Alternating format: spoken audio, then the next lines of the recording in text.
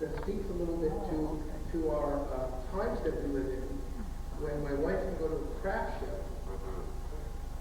and get a Jewish tie. Right? Here. Pass it around.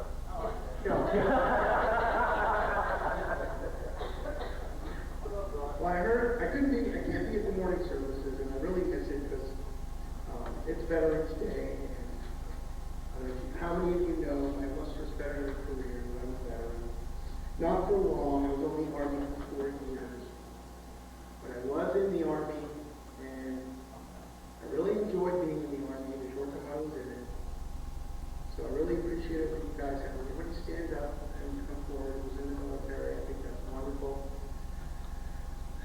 So you're probably thinking, well, you're going to talk about, you can turn my first slide, you're going to talk about the Holocaust and the Dutch Jews. So what does that have to do with Memorial Day? And most of the time I give this talk, when I give it, this talk is like when I gave that Son of David for what's called the Yom HaShoah. And the Yom HaShoah happened a couple of months ago. That's the Holocaust Memorial. And you're probably thinking, well, what's it have to do with Memorial Day? Well, if it wasn't for the Americans, my parents wouldn't have been alive. If it wasn't for the United States Army, my parents wouldn't have been alive. So today's going to be a little bit of a mishmash of more what happened to my parents and the Holocaust, and talking about my family history. But you'll see later how it's all going to tie together with this country and what they did as a country to save people 3,000 miles away. I got some scripture verses, and I'll try to pull them all together later. But turn in your Bible to Deuteronomy 30. That's the next slide.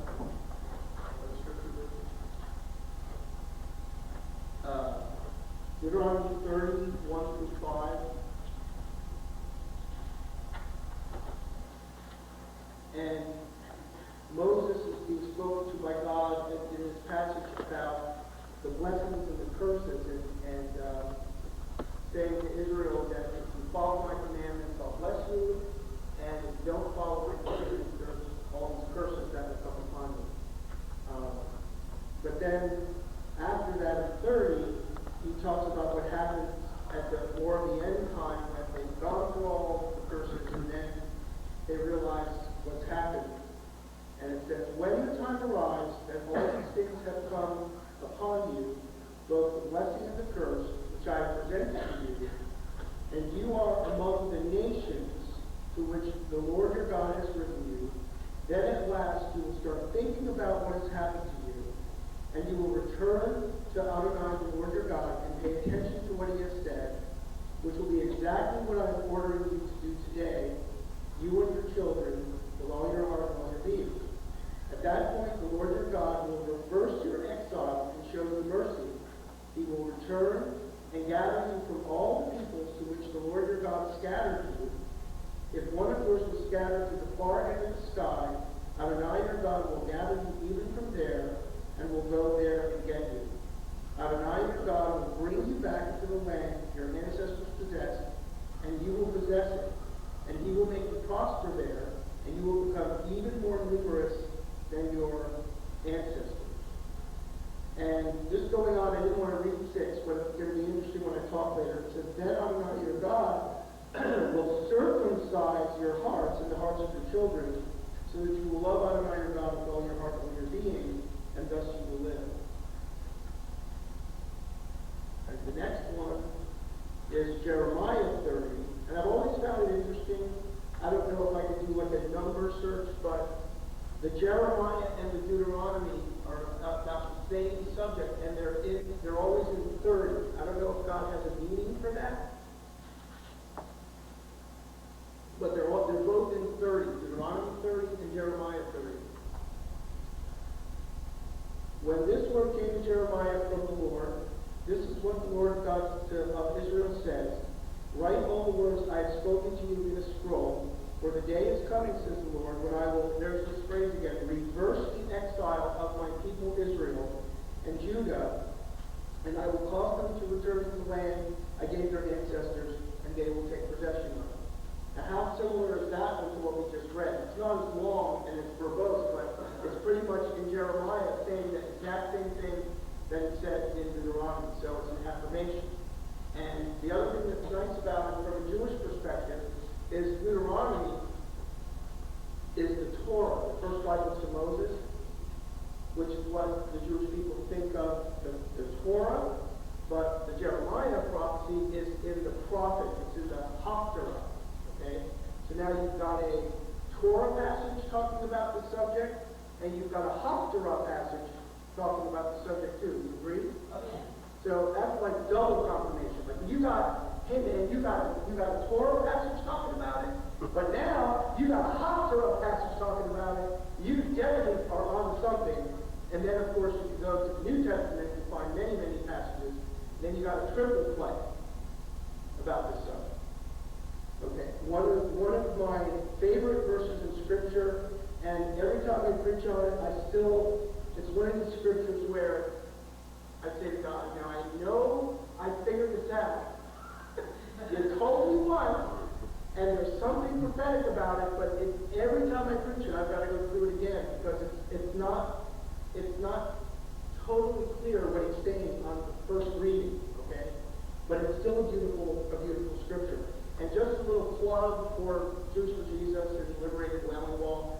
They've got a song that they do to this scripture, Come Let Us Return to the Lord. I mean, it almost puts you to tears when you listen to it. It's just so beautiful.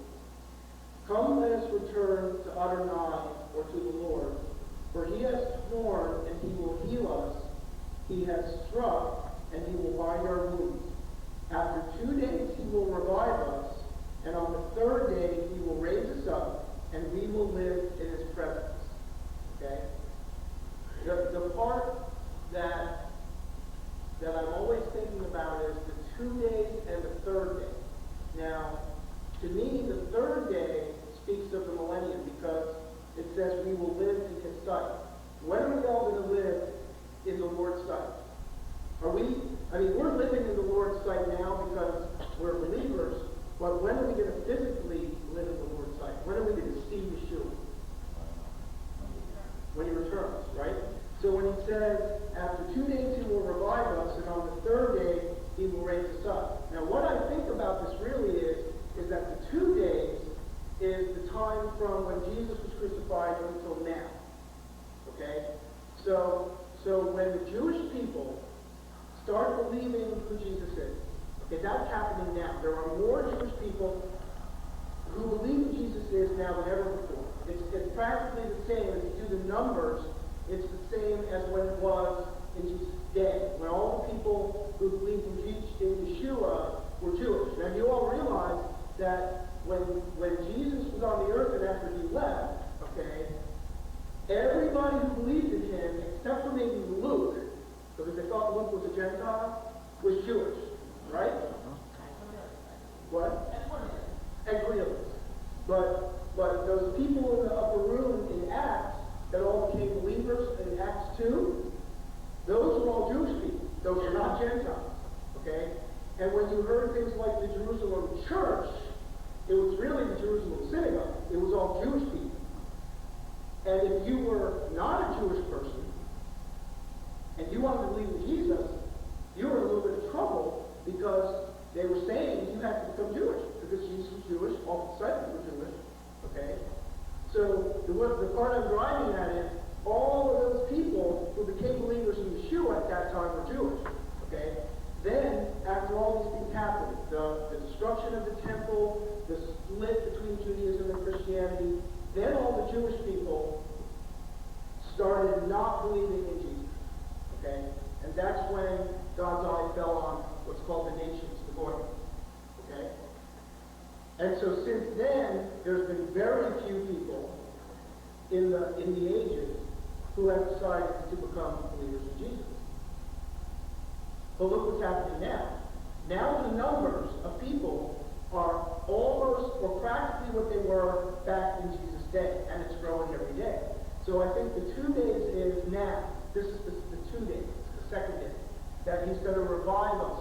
And then on the third day, we're going to live in his sight. So that's what Hosea is saying, even in the Old Testament. Okay? And you're saying, well, why did he talk about this? Well, it's very, very important to understand, okay, people say, God, why did the Holocaust have to happen? And the Holocaust was tragic. Yes, okay? But God has a plan, and there were reasons beyond what we can see why the Holocaust happened that caused other things to happen that are fulfillment of promise. Okay? All right, the last one is Matthew 25, and that one is not so much talking about prophecy or end times, but I got to read it because it refers to my parents' story. And we've all read this one, okay? Starting in Matthew 25:31, when the Son of Man comes in his glory, accompanied by all the angels, he will sit on his glorious throne. All the nations will be assembled before him, and he will separate one from another, as a shepherd separates the sheep from the goats. The sheep he will place on his right hand, and the goats at his left. Then the king will say to those on his right, come, whom my Father has blessed, and take your inheritance, the kingdom prepared for you from the founding of the world. For I was hungry, and you gave me food. I was thirsty, and you gave me something to drink. I was a stranger, and you made me your guest. I needed clothes, and you provided them. I was sick, and you took care of me. I was in prison, and you visited me. Then the people who have done what God wants will reply, Lord, when did we see you hungry and feed you, or thirsty and give you something to drink? When did we see you a stranger and make you our guest, or needing clothes and provide them? When did we see you sick or in prison and visit you? The king will say, yes, I tell you that whatever you did, these things, and this is the important phrase, and we're going to talk a little bit about what it has meant in the body of believers. The important phrase here is, whenever you did these things, for one of the least important of these brothers of mine, or in King James, these my brethren, you did it for me, my brethren. Okay? Then he will also speak to those on his left, saying, get away from me, you who are cursed. Go off into the fire prepared for you for the adversary and his angels. For I was hungry, and you gave me no food. Thirsty, and you gave me nothing to drink. A stranger, and you did not welcome me. Needing clothes, you did not give them to me. Sick and in prison, and you did not visit me. Then they too will reply, Lord, when did we see you hungry, thirsty, a stranger, needing clothes, sick or in prison, and not take care of you? And he will answer to them, yes, I tell you, whenever you refuse to do it for the least important of these people, you refuse to do it for me. They will go off to eternal punishment, but those who have done what God wants will go to eternal life. Okay, next slide. Well, I kept this slide in there. Everybody knows me doing this, but we do have a ministry, and we do try to get our message out there to the world. We have an internet website, and we go as we can to churches like this one, a Messianic Jewish synagogue. I'd love to go to the synagogue in Salisbury and speak to them, and go to a regular synagogue. Haven't done that yet, but I'd love to. I've been to Israel, to Yad Vashem with my brother. That's on our website, and miraculously was allowed to speak at Yad Vashem on my parents, even though the audience sometimes wasn't the most captivating audience when they found it would happen, but I was able to go to Yad Vashem. So, no, I mean, sometimes they weren't.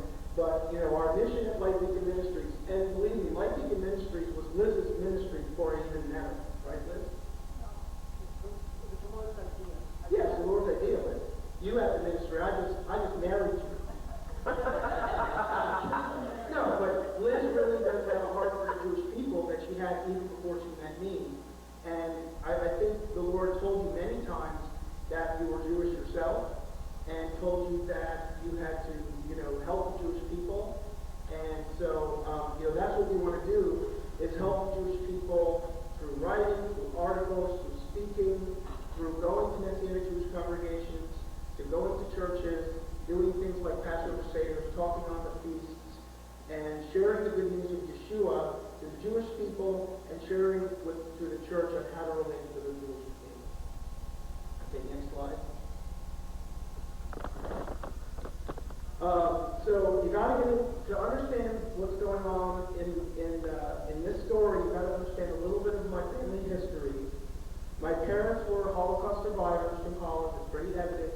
My parents, Ernest and Elizabeth, became believers in Jesus, believers in Yeshua. You can say Christians during the Holocaust. Both families were Sephardic Jewish, and that's a strange term for a lot of you. What is Sephardic? Well, there's two types of Jews in the world. There are Sephardic Jews and Ashkenazi Jews. Okay? Sephardic Jews, anybody born in Israel is automatically a Sephardic Jew. So anybody who's in Israel called a Sabra, you ever heard that word Sabra? It's automatically a Sephardic Jew. But then all of the Jews who are from the Mediterranean, so you've got all those Ethiopian Jews, who came back to Israel, they're all Sephardic. All the ones who live in Turkey, and they were all dispersed after the temple was destroyed. And they live in places like Turkey, they live in Spain, they live in Italy. Those are all Sephardic Jews. And that's why my last name is Cassutto. Okay? It's Italiano. Hey, Italiano. Okay? And that, like my father was just alive, and it is, we scratch your head. Why is your name Cassutto? Okay? My mother's name, okay? Here's my mother's name on her birth certificate. Elizabeth Rodriguez Lopez de la Peña. Never stepped a foot in Spain in her life. Okay, Spain, she don't know what Spain is, but that's her name. And we'll get into later, but that's what it is. Sephardic Jews. Ashkenazi Jews, okay? Dr. Cohen, your name, okay? Dr. White. Who's got some Jewish friends? Well, you're black. What's your last name? You're Jewish? You're Canadian? No. Not a good example. Where's your family from? No, where's your family from? That would be my father's sometime in Poland. Poland. Okay, so that's an Ashkenazi Jew. Cohen. All those names, but also where they came from. Fiddler on the Roof, right? Ted the Dairyman. Okay, just by nature of where he's from, he's an Ashkenazi Jew. Okay, so many, my great-grandparents, everybody's been in Holland since the 15th century on both sides. And many of them died, we'll get to these slides later, many of them were taken to gas chambers during the Holocaust, but my immediate family all survived, and so I had uncles, my uncles have all passed away, and now I've got cousins all over the Netherlands, they're still there, and we'll see some pictures later, okay? But next, if you go to the next slide, we're just going to get a little bit into history. And I was like, oh, today, a history lesson. What am I doing with this history lesson?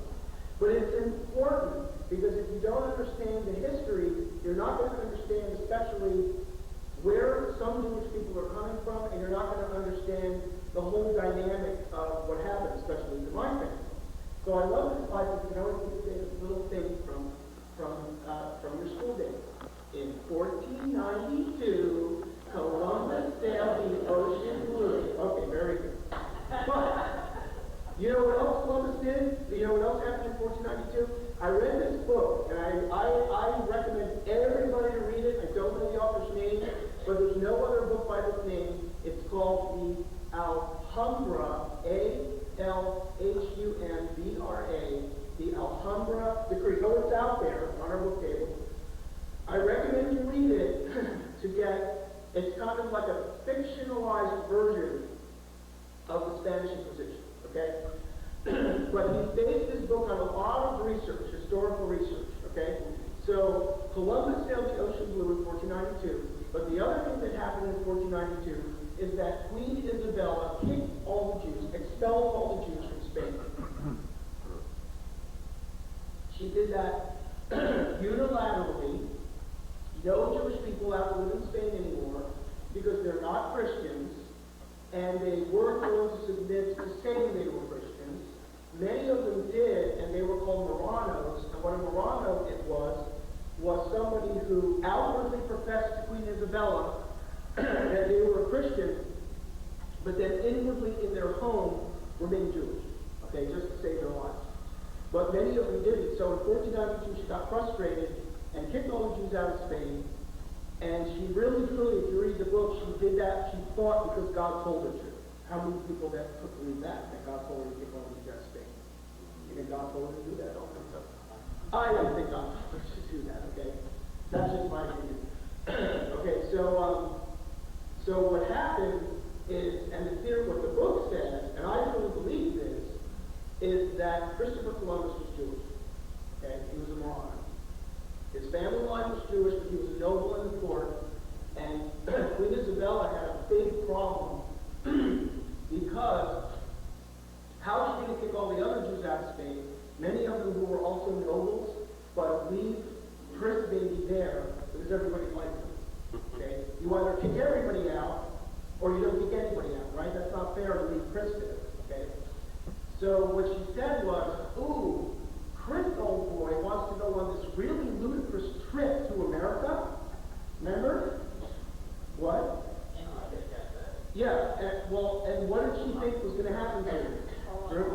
She thought that the world was flat, and she thought that Chrissy baby was going to fall off the face of the world. She really thought that, okay? So she said, okay, I've solved my problem, because if he goes on the trip and I kick all the Jews out of Spain, he's never coming back. I love it. Comes back. Hi, Queenie. I'm back. Right? So I think he was Jewish. It's in the book. They think he was Jewish, and that's why she was doing it. But having said all that, it really is the truth that she kicked them all out. And so a lot of what they did was they fled to Portugal. Now, Portugal is the country on the map, right next to Spain.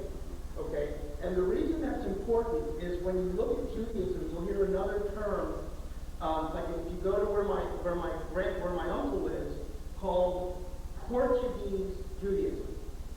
Like my uncle and my aunt, they return back to being Jewish. They go to the Sephardic Portuguese Jewish synagogue. And my whole life growing up, I never understood this. Okay, because I hear things like the Portuguese Jewish synagogue or Portuguese Jews. Now I'm really confused. We were from Spain, but now we're Portuguese Jews. Where did we get this from? I don't know. Portuguese from, and it's beautiful. Liz and I went to the service, the Sephardic service. Parts of it are still in Portuguese, and when you get unlike the most services you go to, the Ashkenazi services, some of the prayers are in Portuguese, not Jewish, not Hebrew, but they're in Portuguese. It's amazing. The cantor has to learn Portuguese. Okay. Well, the story is, and I learned this from our trip to Holland, is that they were in Spain and they had to get out, so they fled to Portugal for about 100 years. And then, when they were in Portugal, the Portuguese king saw what the Queen did and realized that he didn't want him either. So they were going to get kicked out of Portugal. Okay? And this is where it gets important to my family, because the only place that would let them in now is Holland or the Netherlands. Back then it was still called Holland. Okay? The only place that would let these Jews in was Holland. Well, at that time, about 100 years after 1492, Holland was at war, big war, with guess who? Spain, okay? So now these Jewish people are saying, oh no, we better not tell him that we were just in Spain, because he ain't going to let us in, okay? They're going to tell a little white lie and say, yeah, we're from Portugal. We're Portuguese Jews, okay? And then the Dutch king will let us in, and he did. So that's how you get my mother having this name, Rodriguez Lopez de la Peña. So, because it's probably Spain, kicked out of Spain, Portugal, and then by boat to Holland. Okay? I know I took a lot of time on this slide, but it really makes you understand the dynamic of what's going on, because my family was in Holland since 1492, 1592, 1600. So my mother's family has been in Holland since the 1600s, okay? That's amazing. That's 4 centuries in Holland, okay? But still with a Spanish name. That's going on and on and on and on, okay? Okay, next slide. And I got a couple of cool slides to show this. They were from the Holland. But what happened is that in the 17th century, the Ashkenazi Jews Russia and pogroms and all that. So now in Holland you have Ashkenazi Jews and Portuguese Jews. And what's the amazing thing about Holland compared to other countries is that most of the time, Ashkenazi Jews especially, and I'm sorry, Ann, but this is the truth, were looked upon as second class. We're better, Sephardics better, Sephardics better, second class citizens. But in Holland, that wasn't the case. Because as soon as the Ashkenazi Jews got there, they started intermarrying, okay? And they just said, and what's really amazing about it is that usually, like I said, the Ashkenazi Jews would not want to worship in the synagogue with the Sephardic Jews. Okay, how come? Language. Okay, these Ashkenazi Jews, well, once again, they don't know Portuguese from a hole in the wall. Okay, they want to do their Sephardic, their Ashkenazi service. Like, okay, when I went to the Sephardic synagogue, it was mind-boggling. When you go to a synagogue like the one in Salisbury, 95% of them in this country are Ashkenazi service, okay? So when you say the Shema, you're going to say Shema Yisrael. Everybody knows if you're Jewish, you know the Shema, you know the V'hafta, you know all that stuff, right? But if you're in the Portuguese synagogue, oh my God, it's completely different. It is completely different. So now you've got these two sections of Jewish people. How are they going to worship together? But in Amsterdam, they did. Turn to the next slide. Okay, it's not a great slide, it didn't come up, but here's the synagogue in Amsterdam. That's the Torah scroll up on the second floor. Isn't that amazing? I know it's not the greatest. Can you see it there? The ground's down here. Maybe we can turn the lights out. Yeah. That's the Torah that they have to walk up to the second floor. It has to be elevated. Isn't that amazing? Next one. Yeah, I wanted to ask you to explain what a Torah is. Oh, the Torah is, well, I'll show you the next one. The Torah is the 5 books of Moses. It's the scroll that just walks around. I'll show you the next one. That's where the congregation sat, and you see that up there where those windows are? That's where they had to go to get the Torah. Okay, the scroll. Okay, next slide. Okay, that's the Torah scroll. You see it with the covering? And that's the 5 books of Moses, and they're going to bring that out every Sabbath, and they're going to read it, take it out and roll it out and read the portion, the Torah portion, it's all by calendar. You start, well, we've done this stuff. Simcha Torah service, remember? We would take that one that Irvin made, and you would roll it back to Genesis.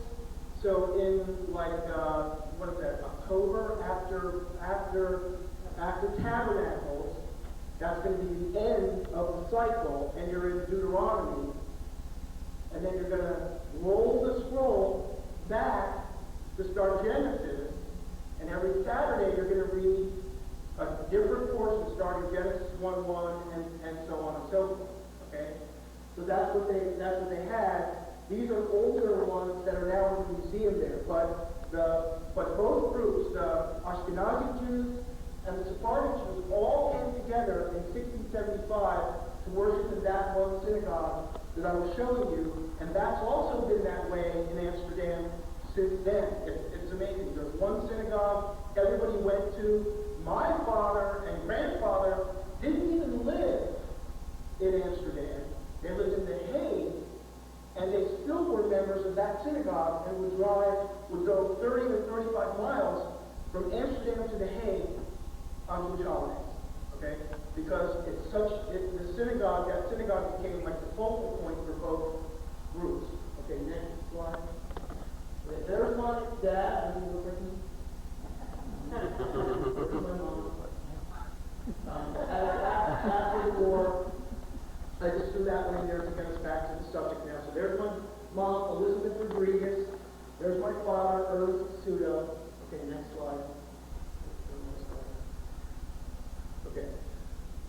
So now we've got the Cassutto family and the Rodriguez family. Okay. The other amazing part of the story for my family, but it was all over the Dutch landscape, is that you had certain families that were very, very religious, observant, practicing Jews, and then you had other Jewish families who were not practicing at all. Okay, and how did that happen? Well, it happened because my grandfather was a lawyer and a public servant and got sent to Indonesia. Now you're going to get really confused. Oh my gosh.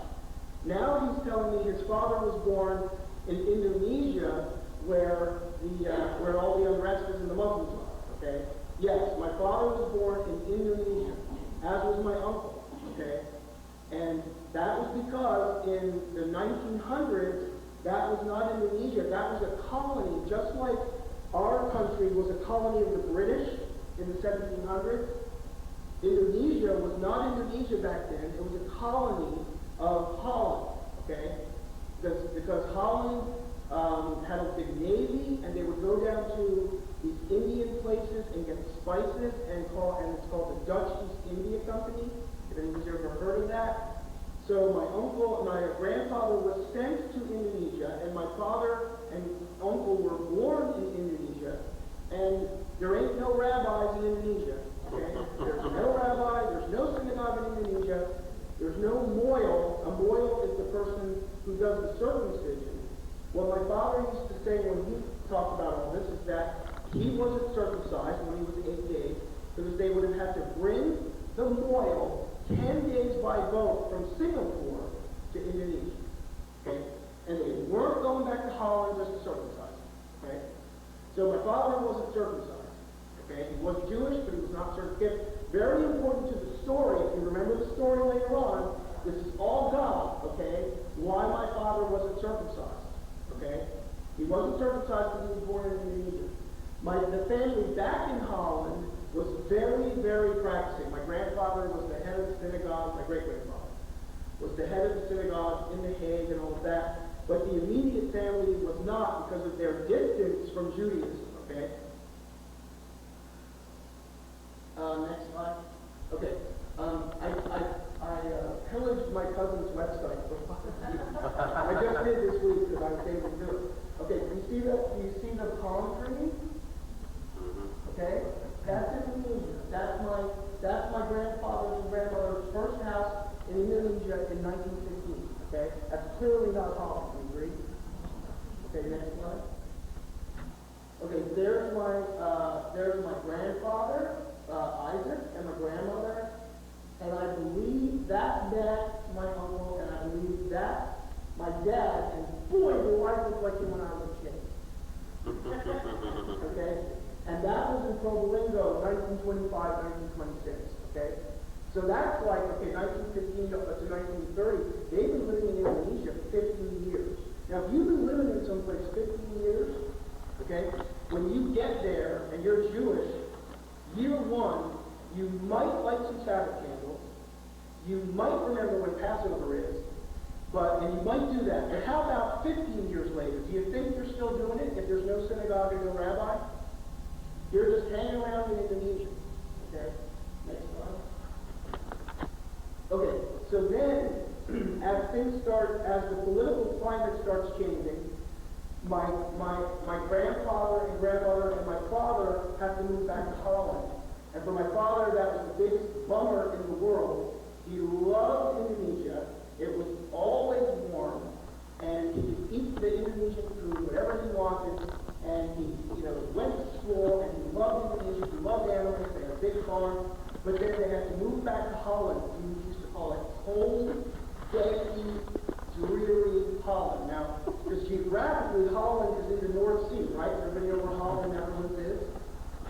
It's way up there by Germany and then Denmark, and it's very cold. Okay? So talk about culture shock. He's going from sunny, warm Indonesia, where it's never below 80, to Holland, where it's only 80 degrees 1 month of the year. Okay? So that's my grandfather and my grandmother at my Uncle Max's wedding in Holland in 1939. They've already moved back. Okay? Next slide. Just to mention the rest of the family dynamic, we have another uncle that's my father's younger brother, Uncle George, who was born in 1929, I believe in Holland, when they were on sabbatical in Holland, and that's when that was born. Next slide. Okay, so now we've got the Rodriguez family. Okay, we got the Cassutto family, now we've got the Rodriguez family. The Rodriguez family lived in Amsterdam. How many have seen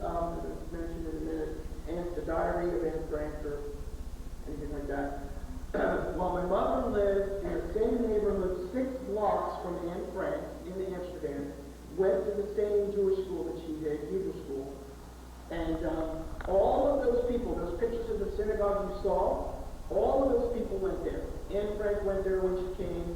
My mother went to the synagogue. So now we have a very religious section. My uncle and my mom went to Hebrew school. They said their prayers. They celebrated all the Jewish holidays. They celebrated Hanukkah. I guess my great-grandfather, her grandfather, was that loyal you're talking about. That's the person who comes and does the circumcision. And he's not a rabbi, but he's a very, very respected figure. When you got a loyal in your family, you are a highly, highly respected Jewish family. Okay? And my grandfather, my mother's father, was a textile merchant. So basically, he made a living going to the different farms and families selling like cloth. He was a businessman. Okay, next slide. Now, I have very, very few pictures of that side of the family. I don't know why I don't have as many. My cousin has preserved a lot of them on the Cassutto side. But the one picture I do have is my grandfather, Abraham Rodriguez, and my grandmother, Leah Rodriguez, on their wedding day. So that's the one picture of them that I do have. Okay, next slide. Okay, so there's Ellie and Henry, who's about a year and a half older. That's taken right after the Holocaust. Okay. Okay. So Jewish people in Holland, and this is what I'm going to delve a little into what I said before. I know I wax political, but the guy who was on that Folks on the Family program saying that Jewish people were hated in Holland. It's not true. Jewish people in Holland were merchants. They were businessmen. They were the diamond cutters. Okay, if you go to the Hasidic Jewish portion of New York today, you will see the diamond shops, and those people were New Amsterdam, right? New York was New Amsterdam. That's because all of those Dutch people, when they came to this country, they were Jewish, they were Dutch, they were Orthodox Jews, and they were the diamond cutters, okay? And that's how that became established in New York. But it started out in Amsterdam, that they were the diamond cutters. Now, once again, if you're cutting diamonds for a living, I think you're a pretty well-respected person if you're cutting diamonds for a living. And the place they're getting those from is South Africa, which Johannesburg and a lot of the other towns in South Africa were also colonized by the Dutch. So the Dutch had their hands in a lot of stuff, okay? But it made the Jews respected because they were the businessmen and all of that. They weren't hated. They lived in Amsterdam right alongside everybody else. You didn't have, before Hitler, you didn't have Mr. Jones smashing down Mr. Cohen's window because he's Jewish. It just didn't happen, okay? So, and then like I said, the two groups intermarried, and this becomes important for the story because the Ashkenazi Jews married the Sephardic Jews, and they started intermarrying right when they got there, which also made it very cultural. No one was saying, oh, you're this, you're this, you're this. They all intermarried each other, but they didn't marry Gentiles usually, because Jewish people didn't do that, but they did intermarry each other, okay? And then Amsterdam was the largest community of Jews, but there were other communities in The Hague and other cities. Okay, next slide. Okay, so now we get back to the story, but there's the family dynamic. The Cassuttos are back in Holland after being in Indonesia, and my father's hating life because it's cold and he doesn't like it.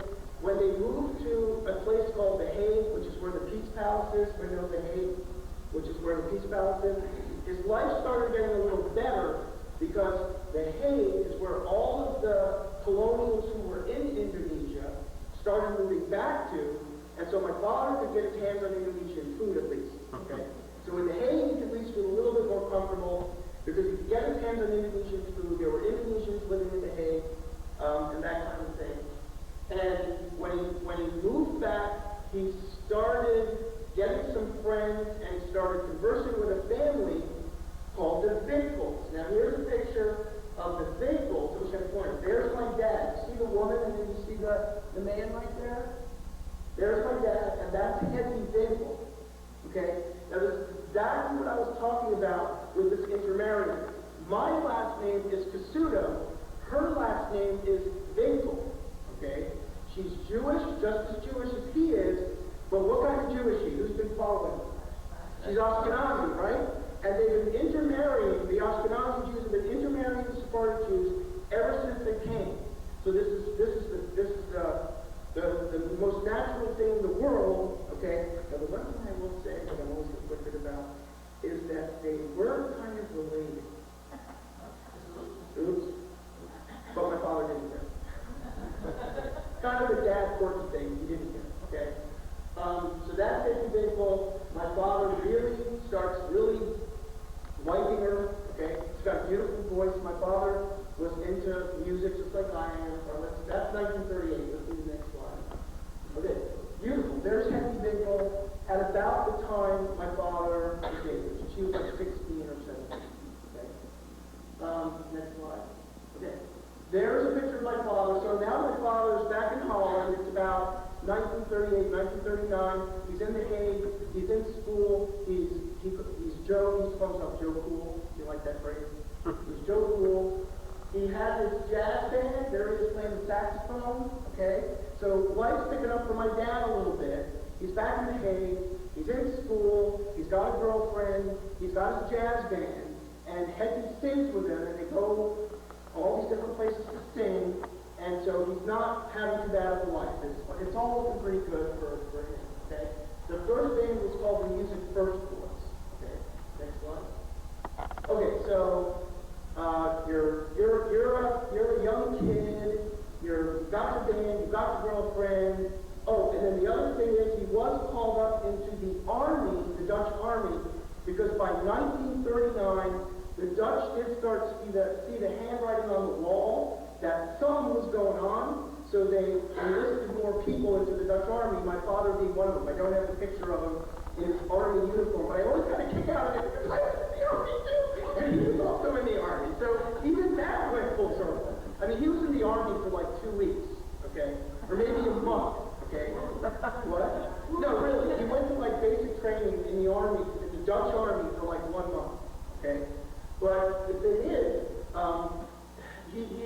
my father always loved, what's that word, aggrandizing stuff? Embellishing stuff or making it bigger than it is? Okay, now think, Holland is the size of New Jersey. Okay, really. Holland is the size of, there's not one town in Holland that is not 30 minutes from another. Okay? So my father is in Delft, which is where the Delft in China comes from. Okay? And Hetty is in Amsterdam. That's like driving from here to Dadsboro. Okay? So my father is in the army and he's in Delft, and he writes a song, "So long, Cherie, I'm in the army and I will never see you again." I mean, he writes a song with this tune, "I must leave you," with this tune, "I must bring you," like he's going off somewhere. He's in Delft, for God's sake, she's in Amsterdam. Okay? It's hysterical. But the song gets published and becomes a hit on the radio.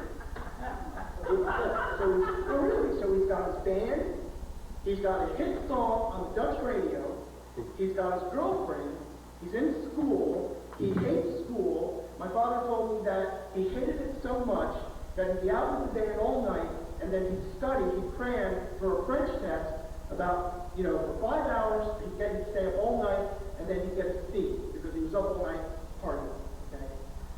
But he's having an okay time.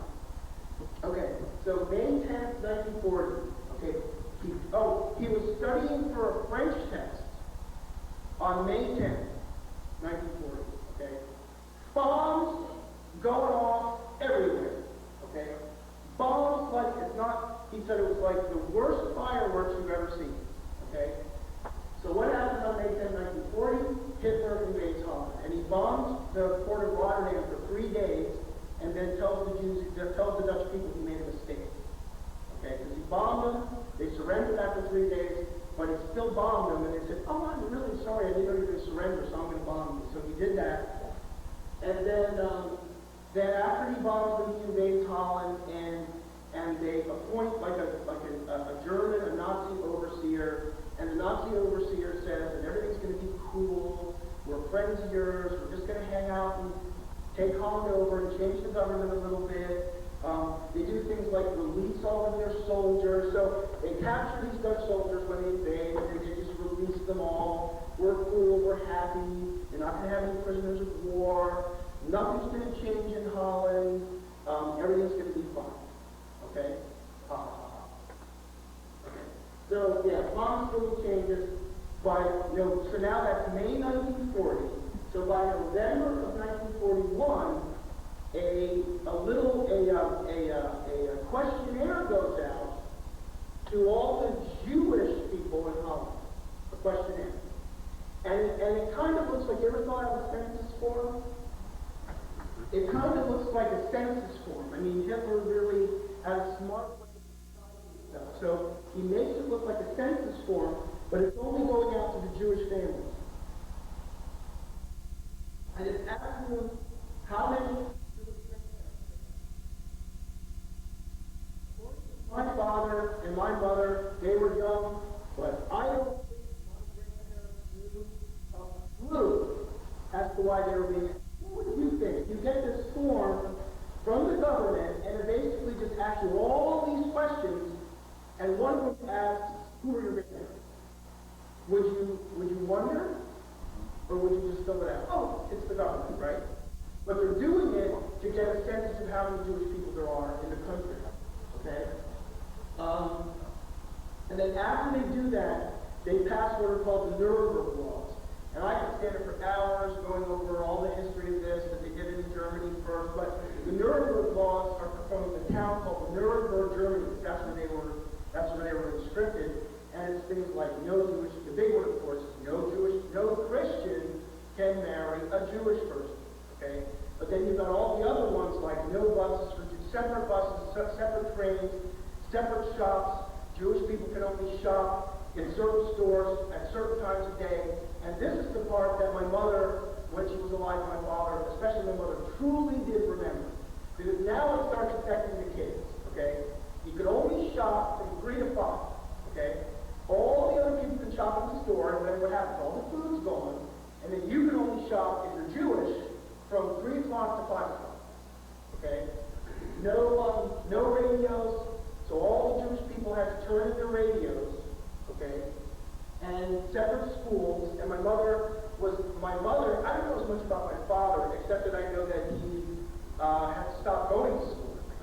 My mother was in what's called a Montessori school with all the other kids, and she had to stop going to the Montessori school and start going to the Jewish school where only Jewish kids were, which was kind of a lower for her. Okay, next slide. Okay, so now they've got the Nuremberg laws. That happens, that they hang out doing that till June 1942. Now in June 1942, all Jews must wear a Jewish star. I'll show you a picture later. They've got to have it. How many people have seen that part? Jewish star on their lapel.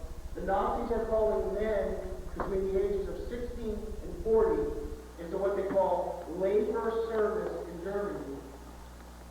And then after the Jewish star, the reason the Jewish star is there is so that the Nazis can quickly identify who you are and start rounding you up for deportation. Plain and simple. It's just the way it is. Okay? And that is written to the Diary of Anne Frank. If you ever saw that ABC documentary, okay, they've all got the Jewish star on. You see Mr. Frank. There's a huge mistake in that if you ever watch it, okay, because I know from the story of my mother. They go to, and I'll show you pictures later. They lived in a different part of Amsterdam, the Franks did, than where their hiding place was. And if you ever go to Amsterdam, it's a huge distance. It's like across town, okay? And what they all did when they went into hiding was they wore all of their clothes, because if they would have had suitcases, they would have been suspicious, right? So they wore like eight things of clothes to take with them, okay? But when you see the Frank family in that documentary, they've got their Jewish star on, okay? Now, think about it, okay? Why, if you're going into hiding, would you want to identify yourself by wearing a Jewish star? Okay, you'd be picked up. When my parents did that, when my mother did that, all the Jewish stars came off so that they wouldn't be caught, right? Okay, next slide.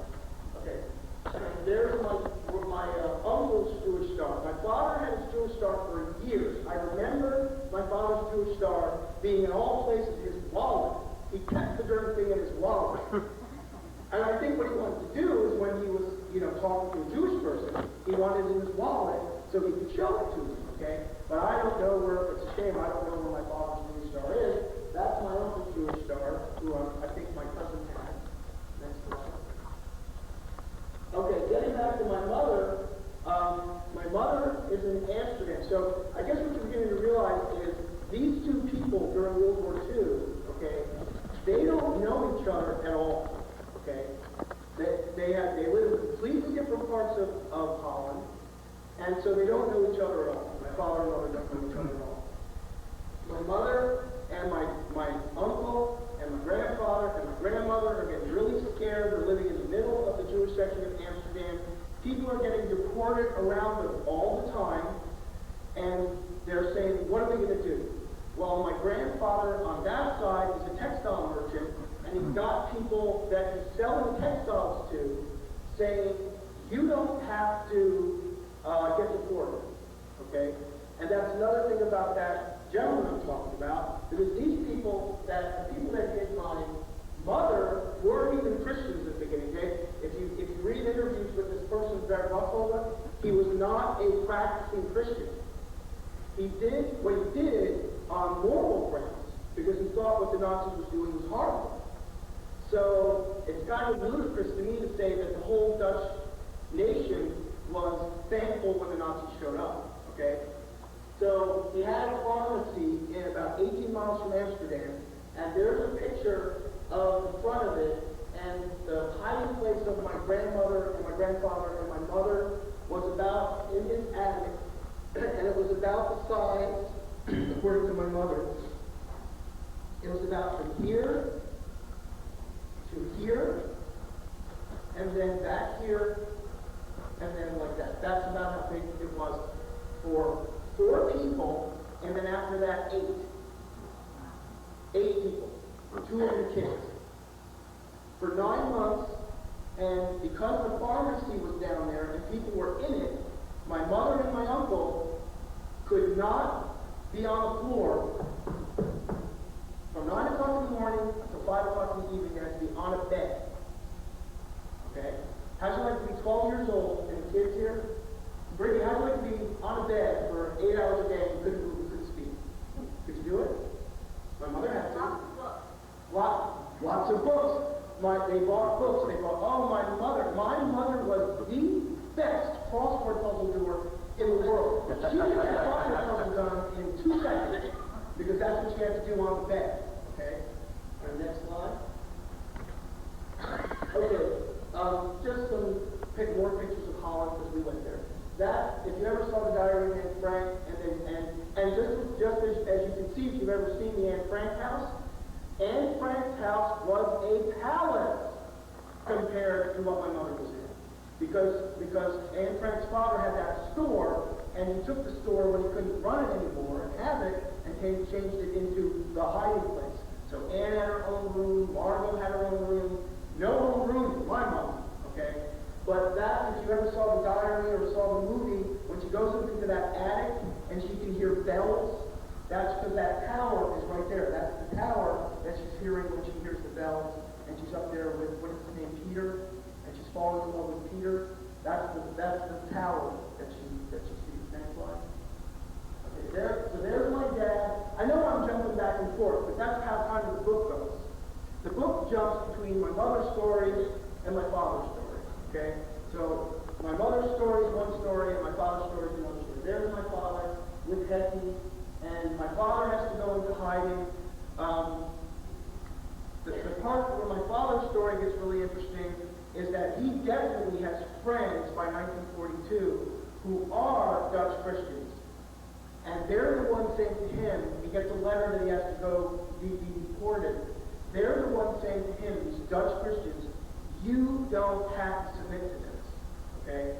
And they very quickly, these Dutch Christians, find him a place to go, so he doesn't have to be deported. And for the first couple of hiding places, he's with Hetty. They find him a place together. But that becomes increasingly difficult to hide 2 Jewish people. Okay? So then Hetty and my father have to split up.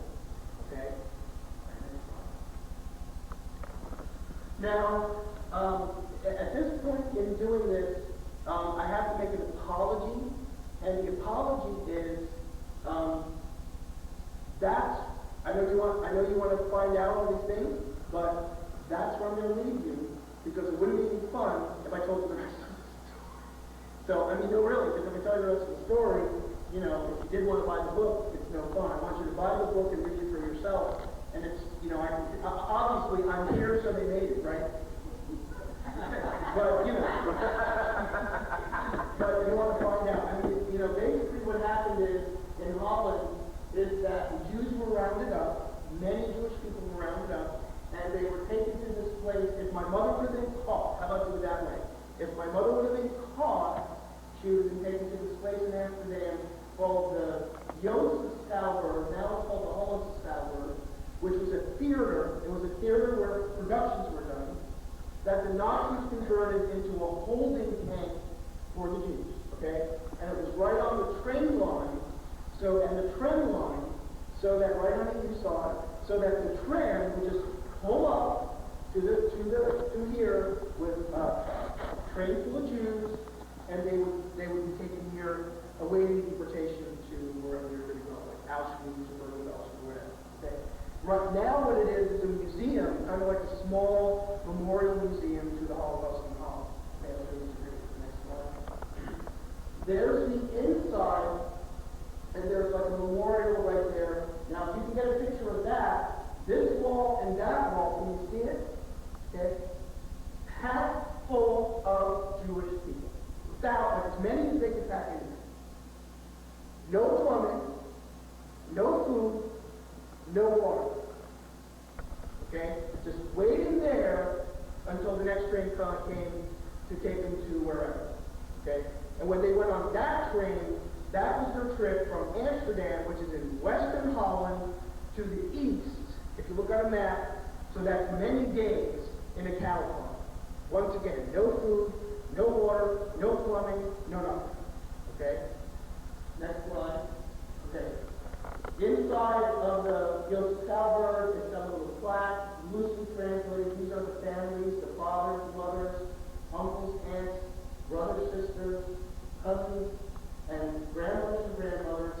104,000, I can't read it, 144 Jews, many out of Amsterdam, out of the Netherlands, who were sinlessly slaughtered. There's a little plaque in there. Now you can also look at the numbers, because they counted the numbers. The Jewish population of Holland before the Nazis invaded was somewhere around 160,000, which is not a lot compared to a lot of other countries. But they deported 104,000 out of the 160,000. Who's good at math? What does that mean? 56. How much is that? 56,000. Okay, 56,000. Okay, next slide. The one inside wall of Salisbury has all the family names. I never knew this was going over there. It's got all the family names of all of the families that had people deported and killed in the Holocaust. It's right on there. Now, I couldn't get Rodriguez. The only reason I couldn't get Rodriguez is Cassutto was an eye level, but it goes alphabetically, and Rodriguez was like way up there, and I didn't have a stool to get Rodriguez. I saw Rodriguez, but I couldn't get a picture of Rodriguez because it was too high up on the wall. Okay, next slide. There's a candle, a Jewish tradition on Yom Kippur. Do you know, and about saying the Kiddush for someone on Yom Kippur, and you light a yahrzeit candle? Well, it's a yahrzeit candle that never goes out, so that people can stand there and say Kaddish for their Jewish relatives. That's on the inside of the museum. Okay, next slide. Okay, so a little bit of the ending of the story. My mother's in an attic for 9 months, and then the Nazis are on her trail, so to speak, and they tell her that they gotta leave. They tell the whole family that they've gotta leave because the Nazis are gonna get them. Okay, they're gonna come support them. So they're trying to desperately find a place that everybody can go. But once again, it's getting extremely difficult. Now it's like 1943. it is getting extremely difficult to hide 4 Jewish people in the same place. Okay? So my grandfather's idea, and it's very interesting, this is the complete opposite of Otto Frank's idea. And I'm just going to give a little bit of a commentary on what I think. Okay, you're going to say, well, who are you? But I really think if Otto Frank would have done what my grandfather did, the Frank kids would still be alive. Okay? Otto was insistent, if you read the book and see the movie, he was insistent that his family not split up. Okay? It just gets too dangerous when you've got that many people hiding in one place. Okay? My grandfather split them up. The adults went one way, and the kids went into the countryside, my uncle and my mother, where there was much less chance of being captured. And as parents, of course, you're going to want to save your kids, right? So the kids went to different homes. My mother went to one home, and the home that she went to was with this nice Christian Dutch woman by the name of Preacher Bogart. Okay? And so that's a picture of Preacher and my mom. It's the best one I could get. It's way after the war. It's actually in Passaic, New Jersey, when Preacher came over from Holland to visit my mother. Okay? But, so my mother was 12 or 13. She didn't have anywhere to go, and she thought she was going to be deported. And my grandfather took her over to this woman in the countryside of Holland and asked about her, and said, here's my daughter. Can you take care of her? Okay? How many of us would do that? Okay, because you would, but if you were caught, just like Corey Bone, if the Nazis caught you, you're going to Auschwitz. Or to not necessarily Auschwitz, but one of them. Okay? So it was pretty incredulous to my grandfather why this person who didn't know my mother from Adam would hide her. Okay? And that's the reason I read Matthew 25. Okay? Because her response to him being a good, godly Christian woman and knowing the scriptures, that Yeshua said, if you do this to the least of these my brethren, you're doing it to me. But if you don't do it to the least of these my brethren, you are going to be accursed. Okay? Now, over the years in Christianity, that passage has been used for helping anybody. Okay, someone's in need, they need clothes, feed them, yes. It comes to, like you said, the person came in here and needed a sandwich, right? You gave them a sandwich. And believe me, I'm not saying that verse doesn't mean that, okay? But specifically to this woman, okay, she believed, and Corey Bone believed, that the word brethren spoke of Jesus' brethren. And what was Jesus? Yeah. Jewish, okay? So she specifically had a purpose in mind when she heard that a Jewish person, a Jewish child, needed help. Because that's what the scripture said. Okay? Next line. Okay, if you go to the Holocaust Memorial, it's sad, but it's also something that you really got to do. You just got to grin and bear it. But if you go to the Holocaust Memorial, on the very last floor, before you leave, there's a big wall, okay, of names, okay, and it's also at Yad Vashem. I didn't have time to put if you go to our website, you can see the same thing at Yad Vashem. I keep saying Yad Vashem, you don't know what Yad Vashem is, but Yad Vashem is the Israeli Holocaust Memorial. So you go to Yad Vashem. So if you go to the wall of Righteous Gentiles, what my brother did, he's such a technological genius, he took the name, you see where it says Preacher Bogart? Okay, that's because she's inscribed, I call her my step-grandmother, she's inscribed on the wall of Righteous Gentiles in the Holocaust Memorial in Washington, but she's also inscribed, and what I didn't know until I went over there, is that wall of Righteous Gentiles is just a copy of the names of the Righteous Gentiles from Yad Vashem. It's really Yad Vashem that got it all together in Israel. Once they got it together in Israel at Yad Vashem, then they took it and did it at the Holocaust Memorial in D.C. But I went over to, and I trucked for about 2 miles in Israel in my suit because I had given my presentation, and I was in my coat and my tie.